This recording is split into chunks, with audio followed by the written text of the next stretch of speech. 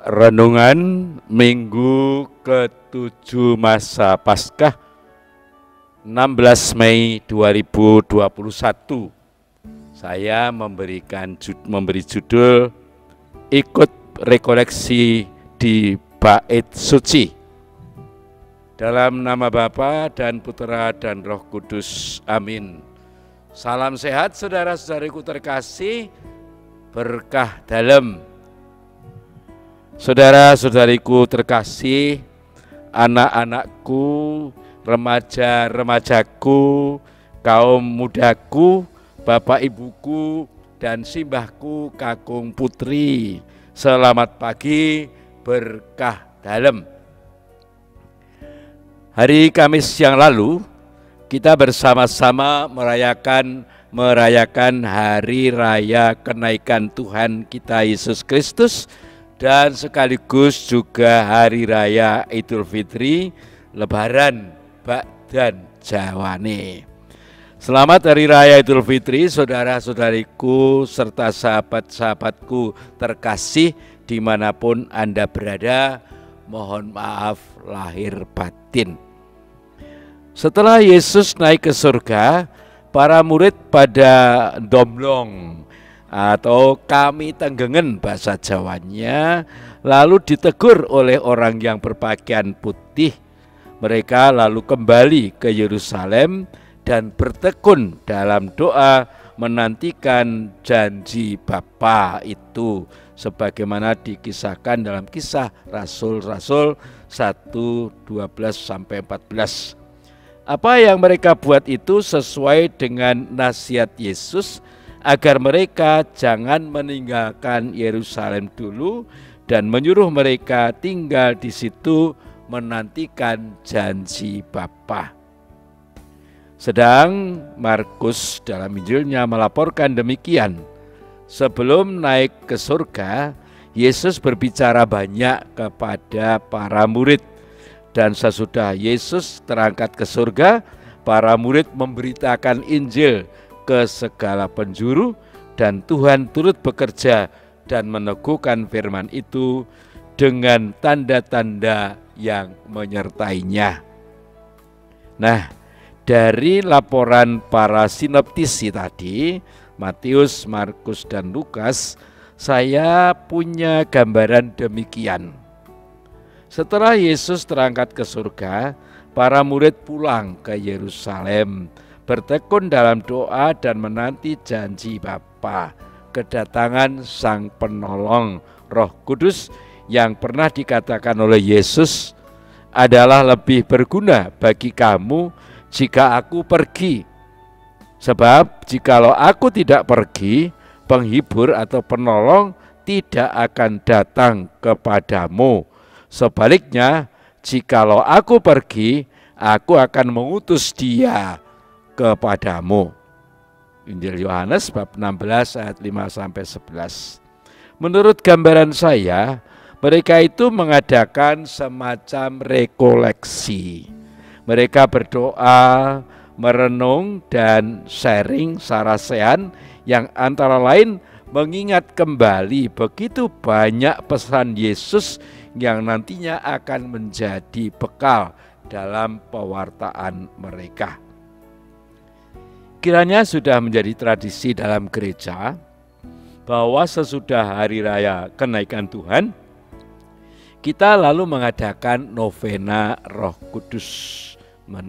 Novena menantikan datangnya Roh Kudus pada hari raya Pentakosta. Tahun ini di masa pandemik ini berlangsung tanggal 14 hari tanggal 14 sampai dengan 22 Mei nanti. Dan hari ini kita berada di tengah-tengah novena tadi, yaitu pas pada hari yang ketiga.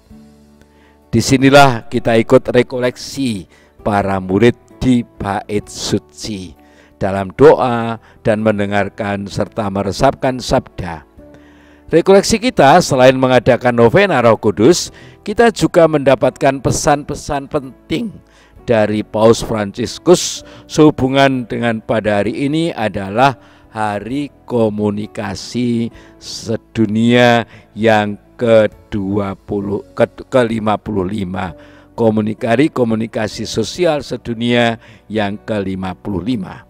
Pesan Paus Fransiskus tadi diberi judul Datang dan Lihatlah, Yohanes 1:47. Berkomunikasi dengan menjumpai orang lain apa adanya. Kata-kata ini adalah jawaban Yesus kepada murid-murid perdana yang menanyakan tempat tinggal Yesus itu. Ini juga jawaban Filipus kepada Natanael ketika Natanael maido, serta Filipus yang telah menemukan Yesus dari Nazaret yang dulu disebut Nazaret yang disebut dalam kitab Taurat dan Musa oleh Musa. Mungkinkah sesuatu yang baik dari Nazaret? Itulah kata Natanael. Saudara-saudariku terkasih, perkenankanlah saya mengambil beberapa pokok pesan Sri Paus yang akan saya kaitkan dengan bacaan-bacaan kitab suci pada hari ini. Datang dan lihatlah. Inilah cara iman Kristiani dikomunikasikan sejak pertemuan-pertemuan pertama di tepi Sungai Yordan dan di Danau Galilea. Begitulah iman Kristiani dimulai dan dikomunikasikan sebagai pengetahuan langsung, lahir dari pengalaman dan bukan dari desas-desus. Dalam komunikasi tidak ada yang bisa sepenuhnya menggantikan melihat secara pribadi. Kita tidak berkomunikasi hanya dengan kata-kata, tetapi dengan mata, dengan nada suara, dan dengan gerakan. Adapun tantangan yang menanti kita adalah berkomunikasi dengan menjumpai orang-orang dimanapun mereka berada dan sebagaimana adanya. Begitulah antara lain yang disampaikan oleh Sri Paus. Pesan itu diakhiri dengan doa sebagai berikut. Tuhan, ajarilah kami untuk keluar dari diri sendiri dan pergi mencari kebenaran. Ajarilah kami untuk pergi dan melihat. Ajarilah kami untuk mendengarkan, untuk tidak menumbuhkan prasangka, untuk tidak menarik kesimpulan buru-buru. Ajarilah kami untuk pergi ke tempat di mana tidak seorang pun ingin pergi, untuk mengambil waktu agar memahami, untuk memperhatikan hal-hal penting, untuk tidak terganggu oleh hal-hal yang tidak berguna, untuk membedakan penampilan menipu dari kebenaran. Berilah kami rahmat untuk mengenali tempat tinggalmu di dunia, dan untuk mengatakan dengan jujur apa yang telah kami lihat. Hari ini, Hari Komunikasi Sedunia yang ke-55, Komunikasi Sosial Sedunia yang ke-55, juga hari Minggu ke-7 masa Paskah. Di hadapan kita dihidangkan 3 kutipan kitab suci. Kisah para Rasul yang menyampaikan laporan mengenai pemilihan Matias sebagai rasul agar jumlah rasul tetap 12. Surat pertama Rasul Yohanes, bacaan kedua, Yohanes mengajak kita saling mengasihi karena Allah begitu mengasihi kita dan tetap di dalam kita. Adapun yang ketiga, Injil suci adalah Injil Yohanes yang isinya doa Yesus kepada Bapa yang sekaligus merupakan pertanggungjawaban Yesus sebagai utusan Bapa. Oleh Petrus disampaikan syarat-syarat menjadi rasul, yaitu orang yang senantiasa berkumpul dengan rasul-rasul selama Tuhan Yesus bersama-sama dengan mereka, mulai dari baptisan Yohanes sampai hari Yesus terangkat ke surga. Ada 2 orang diusulkan, Justus dan Matias. Sebelum menentukan pilihan, mereka berdoa. Dan sesudah itu mereka membuang undi. Doa sebagai tanda bahwa mereka membutuhkan bantuan Tuhan. Sedang undian diyakini bahwa yang memilih mereka adalah Tuhan sendiri. Selanjutnya, di dalam melaksanakan karya, mereka harus menyadari betul-betul bahwa mereka masih di dunia. Dan karena di dunia, mereka harus siap menghadapi segala macam kemungkinan. Maka Yesus juga mohon kepada Bapa agar melindungi mereka dari yang jahat.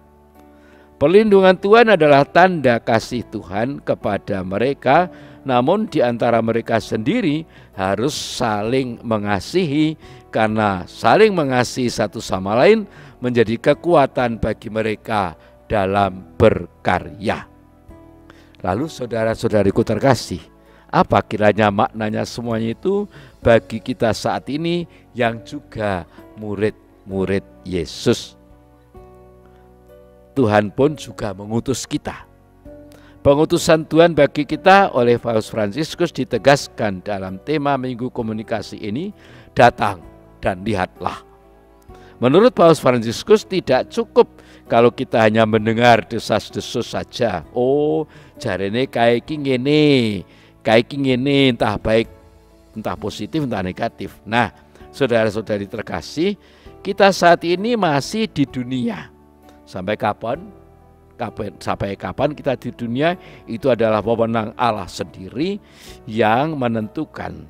Gusti Allah kang murba wasesa urip lan patiku, nanging aku diparingi wewenang kanggo ngupakara urip iki karben bisa ngrembaka lan ngetokake woh kang biyet.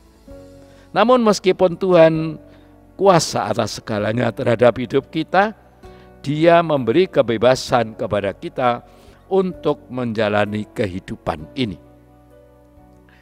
Dengan demikian kita diajak menghadapi dunia ini apa adanya. Kita diajak keluar dari diri sendiri dan berjumpa dengan orang lain. Nah, dalam adaptasi baru ini ternyata menghadapi orang lain bisa macam-macam caranya. Meskipun demikian, menurut Paus, cara yang paling ampuh dan tak tergantikan adalah perjumpaan, tatap muka, tatap mata, mencari dan mendengarkan cerita, jalan ke sana ke sini, melihat realitas dunia sampai menghabiskan sol sepatu. Istilah kerennya yang dulu dicanangkan oleh uskup kita yaitu serawung. Tentu hal ini ada risiko dan konsekuensinya, dan tentu banyak tantangannya, namun juga terbuka berbagai macam peluang dan kesempatan. Hidup adalah kesempatan. Dan Yesus telah mengingatkan hal itu kepada para muridnya dulu, bahwa mereka akan menderita, akan dianiaya, disesah, bahkan dibunuh. Ini tantangan. Namun Yesus juga mengatakan tentang para murid bahwa mereka akan berbicara dalam bahasa-bahasa yang baru. Mereka akan memegang ular dan meskipun minum racun maut, mereka tidak akan celaka. Ini peluang, ini kesempatan. Hal itu berarti bahwa mereka akan diberi kemampuan berbicara dan mendengarkan siapa saja, dan sekaligus juga diberi kemampuan menanggulangi segala macam rintangan dan menghadapi tantangan. Itulah yang juga harus terlaksana dalam diri kita.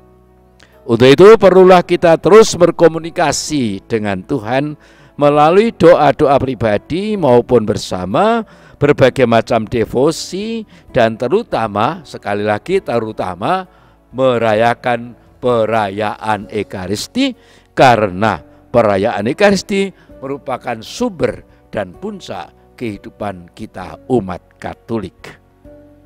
Hal ini pun dilaksanakan oleh para murid dulu, bahwa mereka meskipun sangat giat bersaksi, namun setiap hari mereka berkumpul, berdoa, dan memecahkan roti. Rajin bekerja, namun jangan sampai lupa berdoa, serta membangun kekompakan antar saudara seiman, agar mendapat kekuatan dalam berkarya, sehingga kita pun bisa kompak dengan siapa saja, termasuk yang tidak seiman dengan kita, karena mereka juga saudara-saudara kita, sahabat-sahabat kita semua. Maka saudara-saudariku terkasih, marilah kita ikuti rekoleksi para murid di bait suci. Kita resapkan pesan-pesan Sang Pembimbing sejati yang menggema dalam setiap insan, termasuk kita, yang kemudian harus bersedia saling menularkan kebaikan dan kasih, saling memberi dorongan dan peneguhan dalam bersaksi.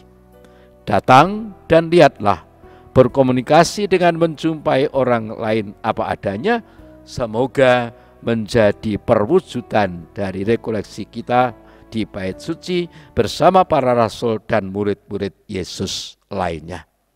Amin. Tuhan bersamamu dan bersama rohmu.